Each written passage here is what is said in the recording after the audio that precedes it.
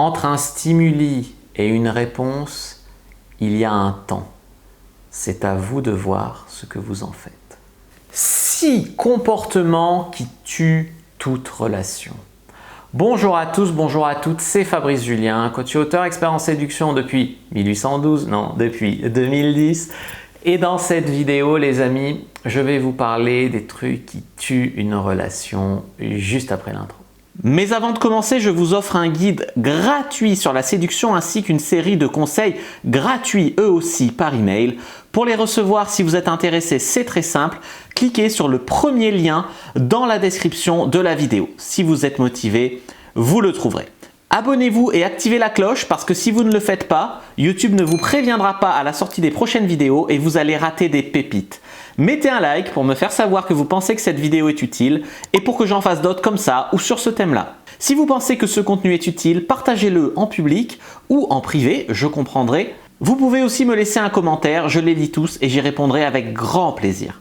Il y a peut-être des moments dans la vie où ce mec vous a dit qu'il vous écrirait ce soir et qu'il ne le fait pas. Il y a des moments dans la vie où vous le voyez en soirée parler à une autre. Même s'il ne fait rien de mal avec elle, juste le fait qu'il lui parle, ça vous rend jalouse et ça vous énerve. Bref, il y a des moments dans la vie où on a tendance à s'énerver, à perdre le contrôle et à prendre le risque de tuer toute relation au lieu d'en profiter pour faire grandir la relation et la renforcer. Voici 6 éléments qui tuent votre relation et comment faire au contraire pour que votre relation grandisse dans ces moments-là. En 1, le premier élément qui tue toute relation, c'est le silence. C'est-à-dire que par exemple, il a parlé à une autre fille dans la soirée, qui était peut-être juste une amie et qui n'avait rien. Et finalement, vous ne lui dites pas que c'est ça qui vous a chagriné et dans la voiture sur le retour, vous faites silence. Et bien ça tue la relation. Vous avez envie qu'il vous tire les verres du nez, mais en même temps, quand il essaye de vous parler, vous l'engueulez. Voilà, vous ne crevez pas l'abcès, vous ne communiquez pas et voilà.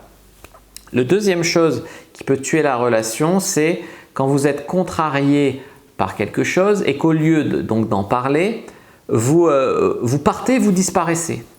Voilà, il doit deviner que en fait, parce qu'il a parlé à telle personne, ça vous a énervé, donc vous êtes parti sans dire, tu vois, c'est impoli de partir sans dire pourquoi, voilà. Et après, il vous cherche dans la soirée, il vous voit plus, enfin voilà. Vous lui faites un coup impoli, en fait, vous vous mettez en faute alors que vous aviez juste envie de lui dire, je veux pas que tu fasses ça. Vous voyez bien que c'est pas sain. En 3, c'est que vous le traitez de connard au lieu de dire qu'il a fait une connerie. Vous le traitez de débile au lieu de dire qu'il a dit une imbécilité. Vous voyez ce que je veux dire? Il y a la différence entre tu as fait une maladresse et tu es un gros maladroit. Dans un cas, vous l'étiquetez lui, de gros con, de maladroit, de loser. Et dans un autre cas, vous dites que là, il y a eu un élément qui fait que ça ne va pas, mais que ça ne remet pas en cause. Si vous le remettez en cause lui, pourquoi vous voudriez avoir une relation avec un gros con maladroit? Vous ne voudriez pas. Voilà. Donc un homme bien peut faire une maladresse, c'est ça que je veux vous dire. Donc faites bien la différence à quand vous faites un reproche, à mettre le reproche sur la chose et pas sur la personne. À moins que ça soit répété dans le temps, dans ce cas-là, effectivement, c'est la personne. Mais souvent, ce n'est pas répété dans le temps et sous le coup de la colère, on le qualifie le mec et ça fait très mal. Après, il vous en veut de l'avoir traité de maladroit, de l'avoir traité de ci, de ça. En 4, tout voir en noir et blanc. C'est-à-dire qu'il a tort et vous avez raison sur tout. Il n'y a aucune excuse qui peut justifier ça. Vous n'avez absolument pas tort et lui, il a absolument tort. Et vous avez absolument raison et lui, il n'a absolument jamais raison. Et voilà. Et voir tout en oui, non, noir, blanc, etc. Je sais que dans notre société, c'est très à la mode parce que les gens ont du mal avec les nuances, ont du mal à se contrôler aussi, à réfléchir.